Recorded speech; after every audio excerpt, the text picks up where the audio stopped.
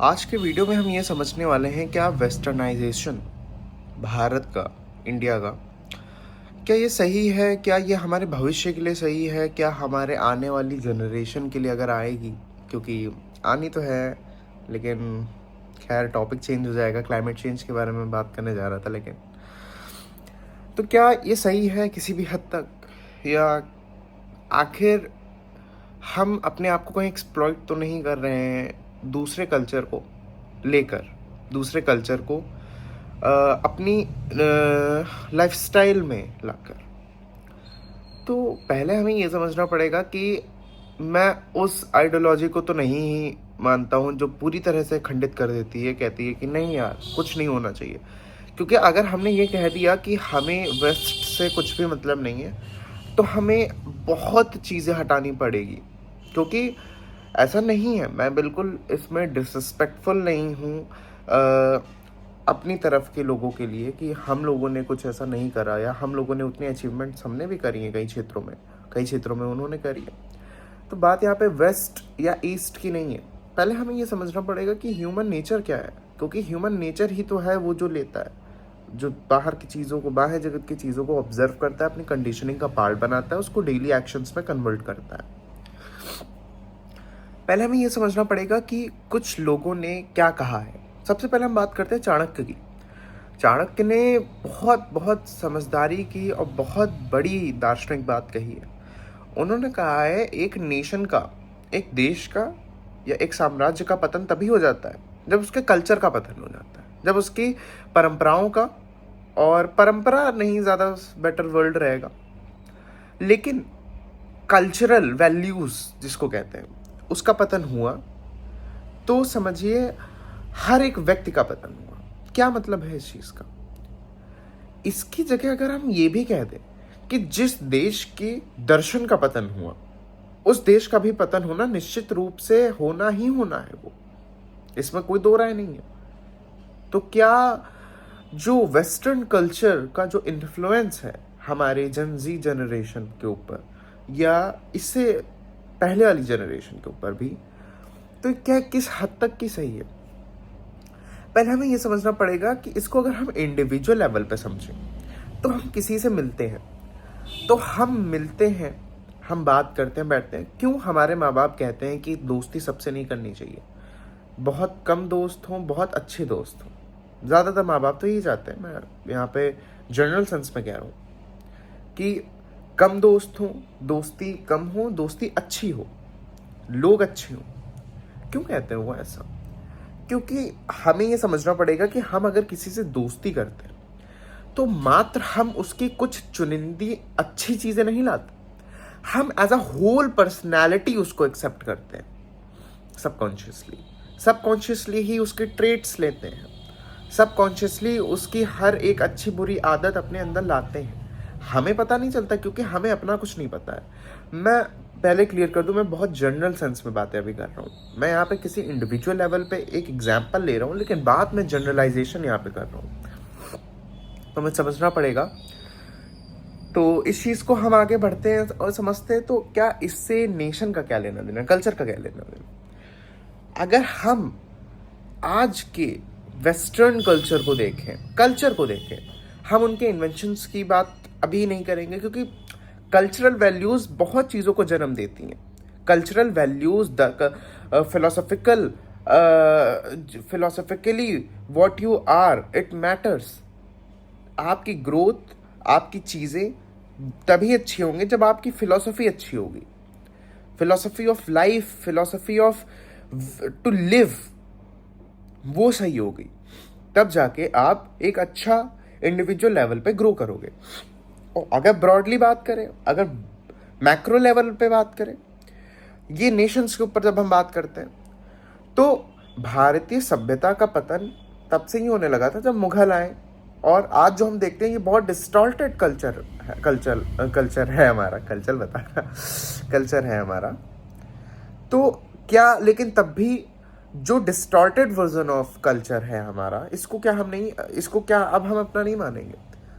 कहीं ना कहीं we have to accept the things, because we don't have any other options, because we don't have the time to really study what what we were at the time जब हमारे यहाँ Buddhist monk रोडों पर घुमा करते थे और बुद्धम शरणम गच्छामि करते थे। हमें वो समय ही नहीं कि वो जानने का कि जैनियों और बौद्धों में जब शास्त्रार्थ होता था तो किस बेस लेवल पे करते थे। हमारे पास समय नहीं है कि उपनिषद के ऋषि अपने शिष्यों से जिस तरह वार्तालाप करते थे उसका कंक्लूजन क्यों मैटर करता था। हमारे पास इतना समय नहीं है। तो कहीं ना कहीं हमें जो चीज़ें मिली हमें उसे प्रिजर्व करना पड़ेगा, बिकॉज वी डो प्रैक्टिकलिटी के ऊपर अगर हम बात करें so we have to accept what we are now.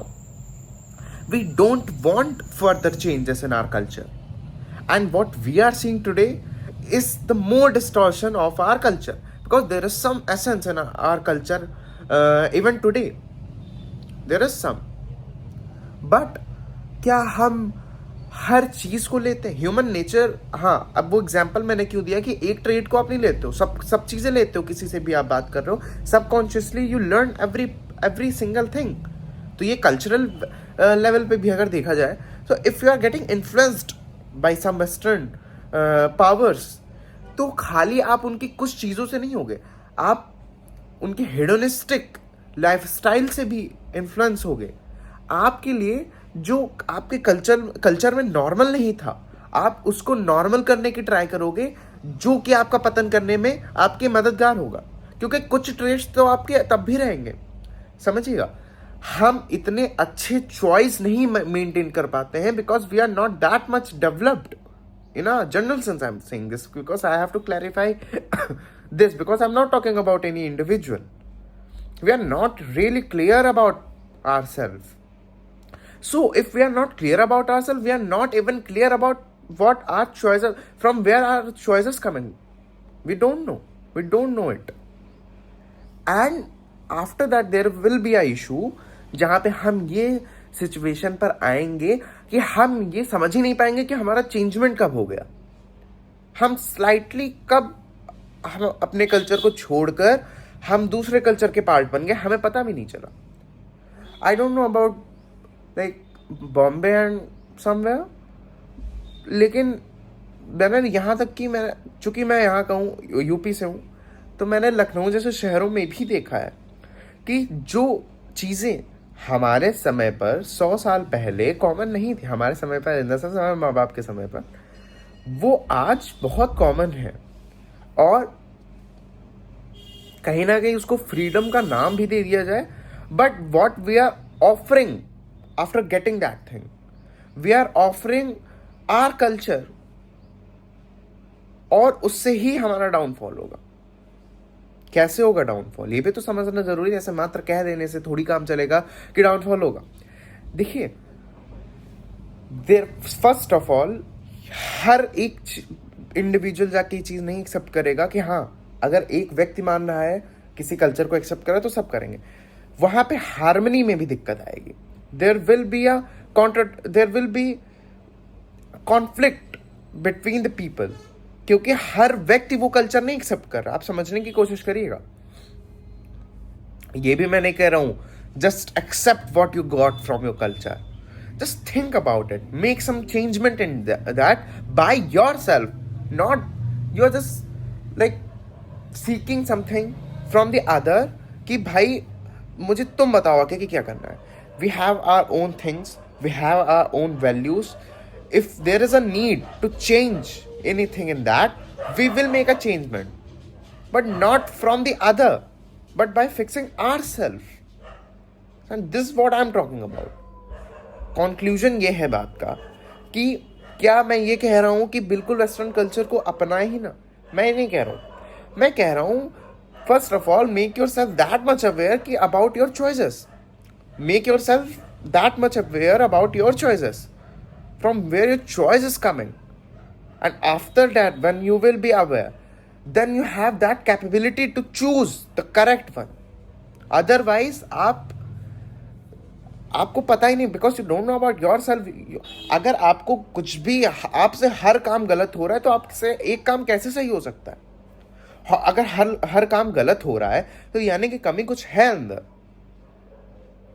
कमी कुछ है, दिक्कत है अंदर.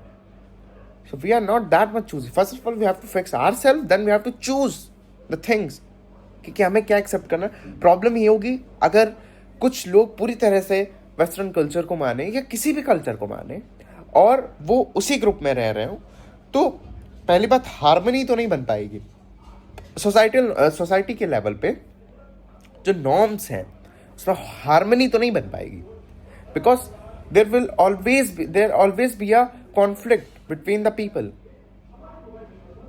तो मेरा कहने का सार क्या है, कंक्लूजन क्या है कि first of all fix yourself, then choose what the best is. तो यही था आज का वीडियो जिसमें हमने थोड़ी बहुत चर्चा करी, कल्चरल वैल्यूज के बारे में समझने की कोशिश करी, इंडिविजुअल लेवल पे how we take the things. ये चीज़ों को समझना बहुत इंपॉर्टेंट है। माइक्रो लेवल पे चीज़ें नहीं समझेंगे तो मैक्रो लेवल पे कैसे आएंगे। तभी मैंने यहाँ पे एक इंडिविजुअल से शुरू करा और फिर ब्रॉडली मैं आया, मैक्रो लेवल पे आया। हमने फिर समझा कल्चरल एक्सचेंज क्या है, लोग कैसे चीज़ों को लेते हैं, उनकी कंडीशनिंग का पार्ट वो कैसे होता है। तो यही था आज का video. Thank you so much for watching.